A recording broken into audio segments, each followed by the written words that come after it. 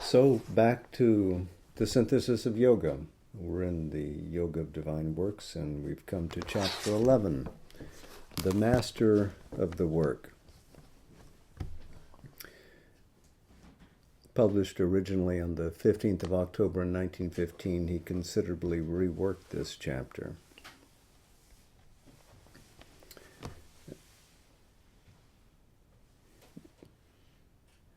We might note that there being a master of the work connotes that there is an existent who is a great person.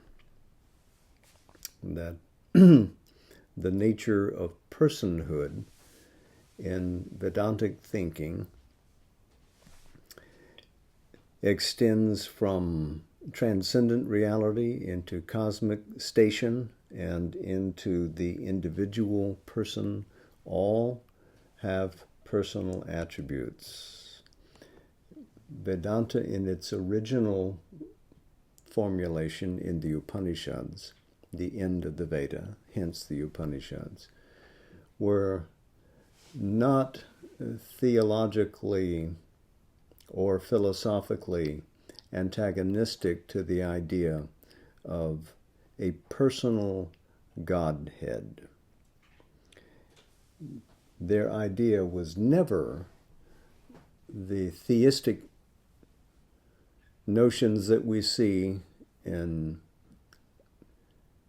Judaism, Christianity, or Islam, where a God superior to the world creates it, for instance, out of nothing, but stands aloof from the subject, the object of its creation.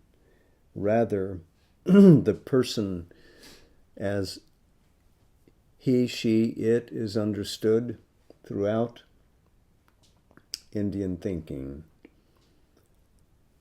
in the Upanishads is inside the universe, as well as transcendent to the universe, and is stationed in each person.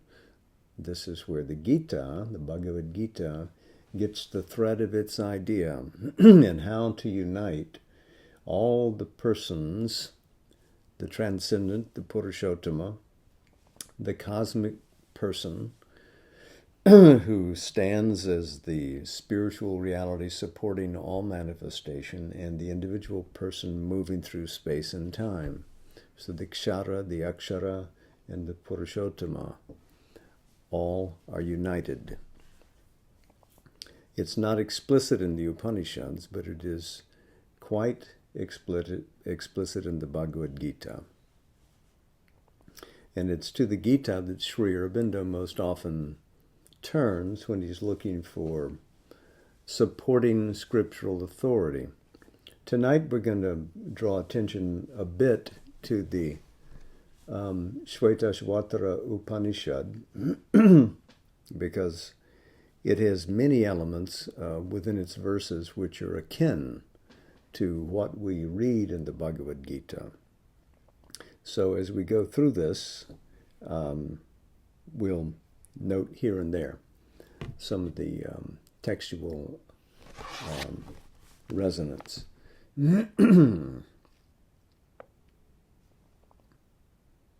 So, chapter 11, the Master of the Work.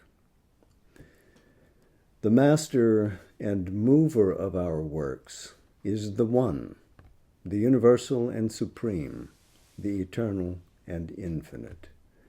And this goes to the Shvetashvatara in the first adhyaya, the first chapter, and the 10th verse. But it also goes to the Isha Upanishad in its opening verse. It goes to the Bhagavad Gita in chapter 4, shloka 6, and it even has more resonance later in the Shvetashvatara in the 3rd and the 8th verses in the same opening chapter. So there is one who is stationed in all things, the universal, so he must be in all things. supreme, beyond all things, eternal, and infinite. So, supreme, eternal, and infinite. The transcendent reality, which has no perishing feature to it. That world is not subject to decay and death. Nevertheless, the master and mover of our works is here with us in the universal. Back to the Supreme. He is the transcendent unknown or unknowable absolute, the unexpressed and unmanifested ineffable above us. But he is also the self of all beings, the master of all worlds, transcending all worlds, the light and the guide, the all-beautiful and all-blissful, the beloved and the lover. You remember in The Life Divine, Sri Aurobindo opens his study of the nature of being with the acknowledgement that we can say Sat, but we can also say Asat. It is, the Supreme is a reality, but by defining itself, by saying I am, by saying this is, it is still free of even that assignation and escapes and is an unknowable, what is not the Sat, hence Asat. Not that all being is blanked out, because Sat does come into being, and out of non-being nothing can come. A different Upanishad contradicts the one that asserts that. Sri Aurobindo accepts both and explains them in that way. So it is a transcendent which is not knowable to the mind. Unexpressed, unmanifested. Remember, manifest means to bring forward, to make visible, to make plain to the view. What is unmanifested is kept behind. The mind fashions things in terms of mathematics and words to understand. But the reality, the Supreme, is ineffable. It can't be spoken. Just like you have the experience, the mystic experience of the oneness of all things, whatever you say will fall flat by comparison with the experience of it. You can't capture it in words. Sri Aurobindo himself, master writer though he was, says the same thing. He continues, but he, that Supreme, is also the self of all beings. So there's a common self. There is one self, universally distributed, in the manifestation of the many, of the individuals. They all rest in a common being. This is the self, the Atman. But while being there, impartite and supporting all, undivided and supporting all, this self is nevertheless the master, Isha, supreme above it. If it's the self of all beings, it's Atma Samsta. The Shvetashvatara, again in the first Adhyaya, and that's the 12th verse. The master of all worlds, the Isha Upanishad, again the opening verse. Transcending all worlds, that's Bhagavad Gita. The light and the guide, again Bhagavad Gita, the all beautiful and all blissful, the beloved and the lover. This carries us right into the Puranic systems beyond the time span of Vedanta, coming closer to us in age. He is the cosmic spirit, Shvetashvatara Upanishad, 3rd Adhyaya, 7th verse. So a transcendent who is also the cosmos. So coming into time and space, but in a large way.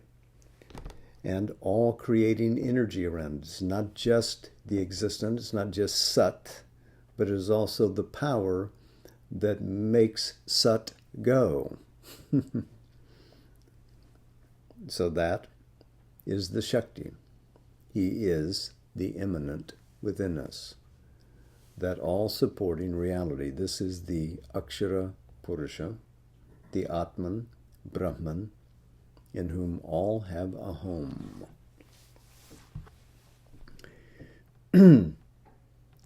All that is he. And he is the more than all that is. And we ourselves, though we know it not, are being of his being, force of his force, conscious with a consciousness derived from his. Even our mortal existence is made out of his substance, and there is an immortal within us that is a spark of the light and bliss that are forever. No matter whether by knowledge, works, love, or any other means, to become aware of this truth of our being, to realize it, to make it effective here or elsewhere, is the object of all yoga. So, pick your text. Shvetashvatra Upanishad 1:16, Bhagavad Gita, 9th chapter, 4th verse.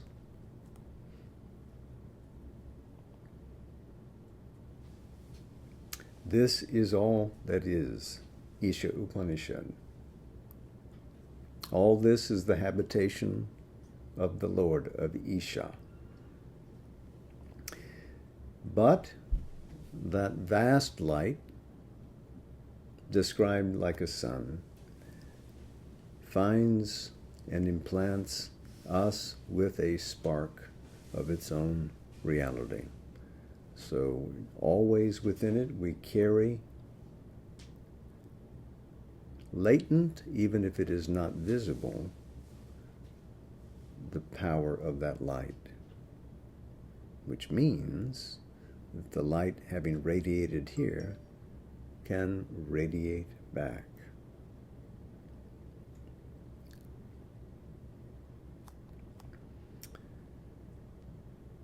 To make it effective here or elsewhere is the object of all yoga. And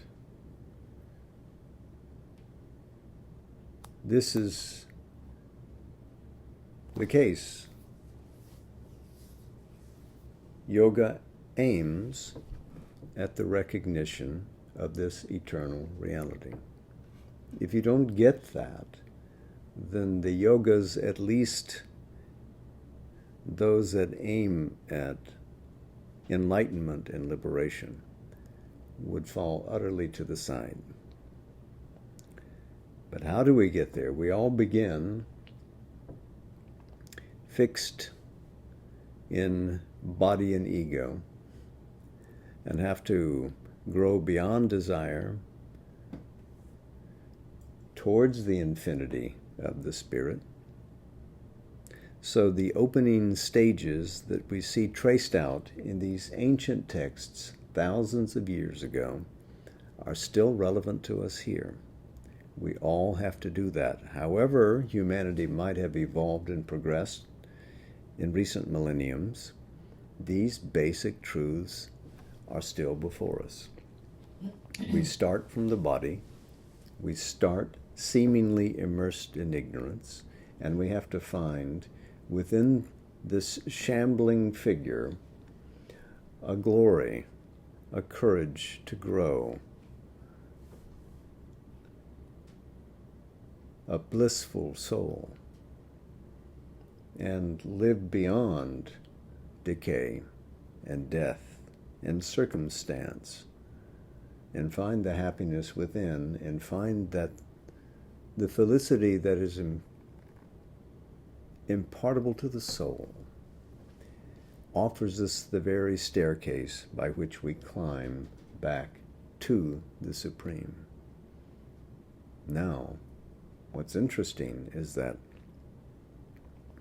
this soul, this spark, is what unites spirit and matter.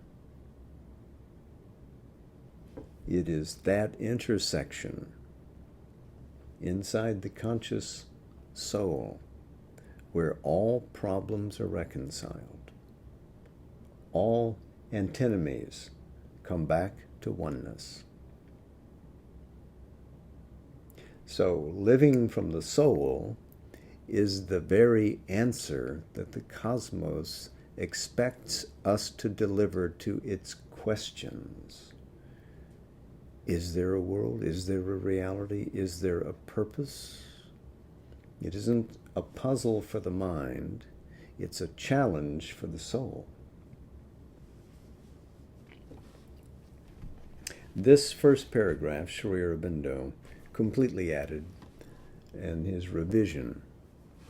Some of the next, of course, comes from his original essay.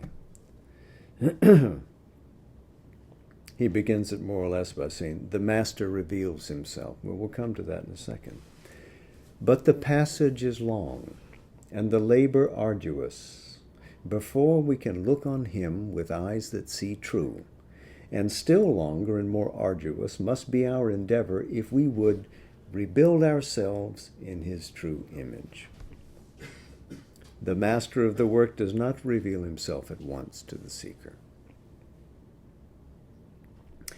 But there is the idea that the Gita brings directly to us, in which Sri Aurobindo stresses in his own integral yoga, that the Purushottama calls the aspiring soul in the form of in the form of Arjuna.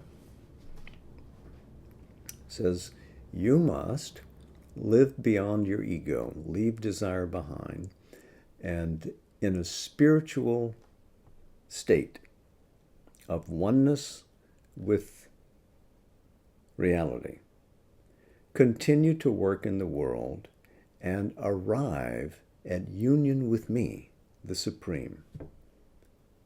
And in that union with me, you also will be timeless, but in time. You also will be one with all, and yet sustain your individuality. Continue to fulfill your dharma in the world, the role, the mission, the work that I gave to you, while you are at one with the universe, and while you are undivided in awareness in me. In me, in knowledge, at one. In me, in love, at one. In me, really in the substance of your being, at one. Always, Sri Aurobindo writes, it is his power that acts behind the veil, but it is manifest only when we renounce the egoism of the worker, and its direct movement increases in proportion as that renunciation becomes more and more complete. So, if it is always the Supreme acting through the agency of circumstances, then the end is known. The goal is sure. The victory will come when the divine says it will. The auspicious moment will arrive. But it can become manifest, that is, plain to the view, only when we renounce the egoism of the worker, because that's what divides us. It's our struggle to maintain control and to be in charge and to get the credit for the work and to eat the fruit of the work that is, necessary to get started on the process of individuation, but then becomes the block to stop us from reaching unification. So that we have to give up. But it isn't a renunciation of the typical kind that we see in the world, where we say, I won't eat chocolate anymore, I'm not going to drink coffee anymore. This is an inner renunciation that Sri Aurobindo is referring to here. It is not sannyasa, it is tyaga from the Gita. Only when our surrender to his divine Shakti is absolute shall we have the right to live in his absolute presence. And only then can we see our work throw itself naturally, completely, and simply into the mold of the divine will. Absent division, then that moves smoothly through us. Shvetashvatara Upanishad, 4th Adhyaya, first verse. There must therefore be stages and gradations in our approach to this perfection, as there are in the progress towards all other perfection on any plane of nature. The vision of the full glory may come to us before, suddenly or slowly, once or often, but until the foundation is complete, it is a summary and concentrated, not a durable and all-enveloping experience, not a lasting presence. The amplitudes, the infinite contents of the divine revelation come afterwards and unroll gradually their power and their significance. Or even, the steady vision can be there on the summits of our nature, but the perfect response of the lower members comes only by degrees. In all yoga, the first requisites are faith and patience. The ardors of the heart and the violences of the eager will that seek to take the kingdom of heaven by storm can have miserable reactions if they disdain to support their vehemence on these humbler and quieter auxiliaries. And in the long and difficult integral yoga, there must be an integral faith and an unshakable patience. So Sri Aurobindo himself began with a rather sudden and stark realization. But that achievement did not secure the liberation of all the members of his being. As he worked to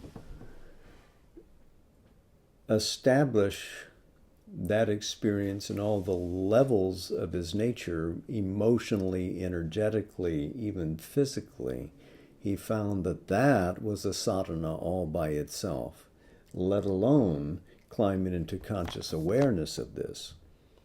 But if there's to be an integral yoga, then there's no part of the being that can be left out. And what the soul experiences, what the liberated mind experiences, has to become part of the normal experience of every facet of the being, which means the work is unending. There is no off time. You don't sit and say, now I have realized, where's a nice stone upon which to sit and I'll never have to move again. It's virtually endless. Sri Aurobindo says to achieve this throughout the nature, you have to have faith and patience. Interestingly, when we read now, the record of yoga, the Sapta Chatushtaya, the 7 quartets, I guess, these two, faith and patience, are central in the first and the second Chatushtaya.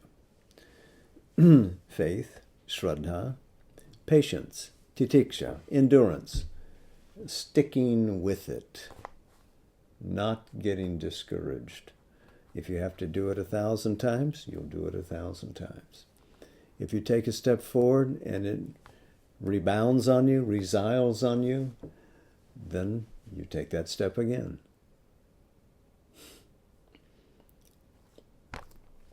It is difficult to acquire or to practice this faith and steadfastness on the rough and narrow path of yoga because of the impatience of both heart and mind and the eager but soon faltering will of our rajasic nature. Difficult to practice. For Sri Aurobindo, when he defines yoga, this is not the yoga that aims at an escape from the world. Remember, the context is always life-affirming, accepting circumstances as they are, the world as it is and working towards this union. But even if it were a Shramanic path, a path of renunciation, like with Advaita Vedanta, the sannyasis, Buddhists who take up the robe, become monks, that path also is not easy. But the integral yoga is supremely challenging. You're not aiming at the liberation of one part of your being. You're aiming at all of it. The vital nature of man hungers always for the fruit of its labor, and if the fruit appears to be denied or long delayed, he loses faith in the ideal and in the guidance. For his mind judges always by the appearance of things, since that is the first ingrained habit of the intellectual reason in which he so inordinately trusts. Nothing is easier for us than to accuse God in our hearts when we suffer long or stumble in the darkness, or to abjure the ideal that we have set before us. For we say, I have trusted to the highest, and I am betrayed into suffering and sin and error. Or else, I have staked my whole life on an idea which the stern facts of experience contradict and discourage. It would have been better to be as other men. It would have been better to be as other men are, who accept their limitations and walk on the firm ground of normal experience. Now, Sri Aurobindo wrote this in 1915, but it was to become a common experience decades later in the ashram, because people would take up the practice of the yoga and then say, all these things I renounced, and I've got nothing for it. I haven't realized my soul. I haven't done this. I haven't achieved that. And they repined their choice to take up the yoga. And the Bhagavad Gita has an interesting shloka. It's in the 9th chapter. It's the 3rd shloka, 3rd verse, couplet. If the faith is insufficient and you take up the yoga prematurely, let's say, not knowing that it demands a full-bore commitment, then there is a return to the former nature. In a sense, there's a fall from yoga. But it is intensely painful for someone who has ever seen the path that leads towards that, who has ever caught the scent, the fragrance of the divine presence, to ever be comfortable and at ease in the normal life, because something in the spirit has outgrown it, even if it stepped prematurely. So Sri Aurobindo's insistence here that faith and patience combine to support the practice is one of the things that is key to success in yoga. Build that faith. He goes on from here. In such moments, these moments where we weaken, when we falter, in such moments, and they are sometimes frequent and long, all the higher experience is forgotten, and the heart concentrates itself in its own bitterness. It is in these dark passages that it is possible to fall for good, or to turn back from the divine labor. If one has walked long and steadily in the path, the faith of the heart will remain under the fiercest adverse pressure. Even if it is concealed or apparently overborne, it will take the first opportunity to re-emerge. For something higher that either heart or intellect upholds it in spite of the worst stumblings and through the most prolonged failure. But even to the experienced sadhaka, such falterings or overcloudings bring a retardation of his progress, and they are exceedingly dangerous to the novice. It is therefore necessary from the beginning to understand and accept the arduous difficulty of the path, and to feel the need of a faith which to the intellect may seem blind, but yet is wiser than our reasoning intelligence. This is part of the surrender. For this faith is a support from above. It is the brilliant shadow thrown by a secret light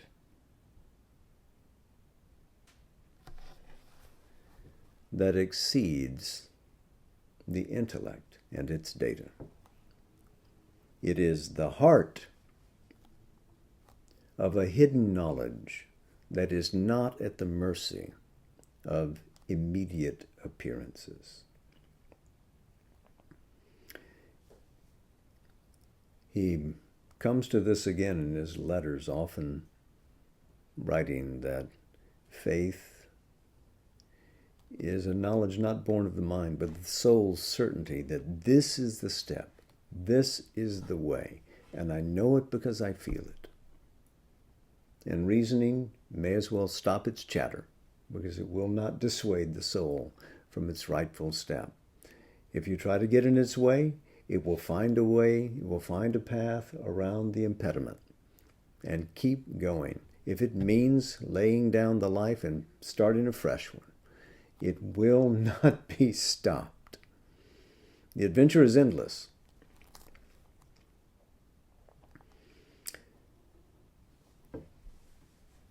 The support from above. In Letters on Yoga, Volume 1 right now, we're reading about the Jivatman, the high self, which extends itself into the immortality of the soul here. So that eternal support is always there from above, giving the soul here the faith, the surety, because that is timeless and sees all the way. The heart of a hidden knowledge, that's the heart behind the heart that knows this. It feels it because it's cognate with it, with the victory at the end, the adventure of the consciousness, and the sovereign victory at the end. These are natural to the soul. Our faith, persevering, will be justified in its works and will be lifted and transfigured at last into the self-revelation of a divine knowledge. Always we must adhere to the injunction of the Gita. Yoga must be continually applied with a heart free from despondent seeking. Chapter 6, Shloka 23. Always we must repeat to the doubting intellect the promise of the Master. I will surely deliver thee from all sin and evil. Do not grieve. Bhagavad Gita 18:66. At the end, the flickerings of faith will cease, for we shall see his face and feel always the divine presence. And that also is said both in the Gita and in the Shvetashvatra Upanishad. So, we'll put our bookmarks there and continue next time.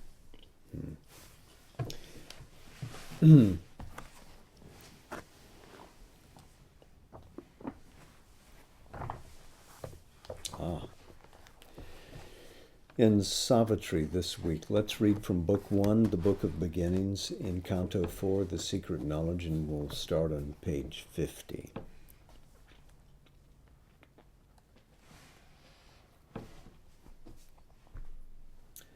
along a path of eons serpentine, in the coiled blackness of her nescient course, the earth goddess toils across the sands of time. A being is in her whom she hopes to know. A word speaks to her heart she cannot hear. A fate compels whose form she cannot see. In her unconscious orbit through the void, out of her mindless depths she strives to rise, a perilous life her gain, a struggling joy. A thought that can conceive, but hardly knows, arises slowly in her and creates the idea, the speech that labels more than it lights. A trembling gladness that is less than bliss invades from all this beauty that must die. Alarmed by the sorrow dragging at her feet and conscious of the high things not yet won, ever she nurses in her sleepless breast an inward urge that takes from her rest and peace. Ignorant and weary and invincible, she seeks through the soul's war and quivering pain the pure perfection her marred nature needs, a breath of Godhead on her stone and mire. A faith she craves that can survive defeat, the sweetness of a love that knows not death, the radiance of a truth forever sure. A light grows in her, she assumes a voice. Her state she learns to read, and the act she has done, but the one needed truth eludes her grasp, herself, and all of which she is the sign. An inarticulate whisper drives her steps, of which she feels the force, but not the sense. A few rare intimations come as guides, immense divining flashes cleave her brain, and sometimes, in her hours of dream and muse, the truth that she has missed looks out on her as if far off, and yet within her soul. A change comes near that flees from her surmise, and ever postponed, compels attempt and hope, yet seems too great for mortal hope to dare. A vision meets her of supernal powers that draw her as if mighty kinsmen lost, approaching with a strange, great, luminous gaze. Then is she moved to all that she is not, and stretches arms to what was never hers. Outstretching arms to the unconscious void,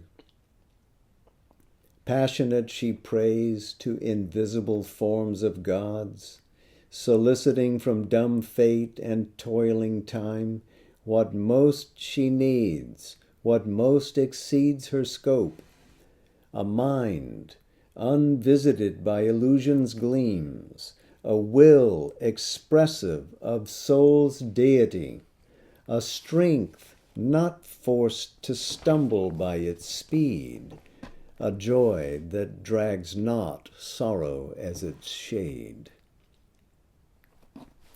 For these she yearns, and feels them destined hers. Heaven's privilege she claims as her own right. Just is her claim, the all-witnessing gods approve, clear in a greater light than reason owns. Our intuitions are its title deeds. Our souls accept what our blind thoughts refuse. Earth's winged chimeras are truth's steeds in heaven. The impossible, God's sign of things to be.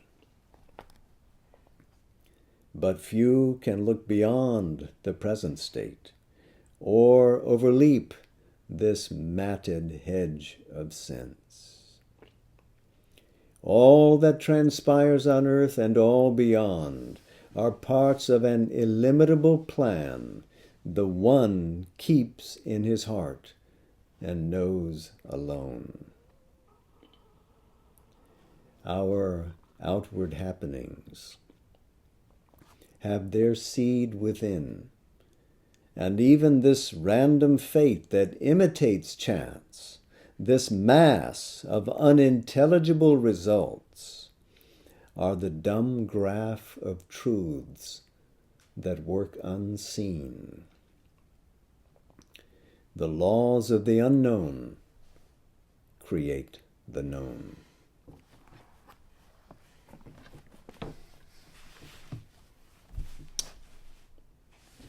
Namaste. Jai Ma.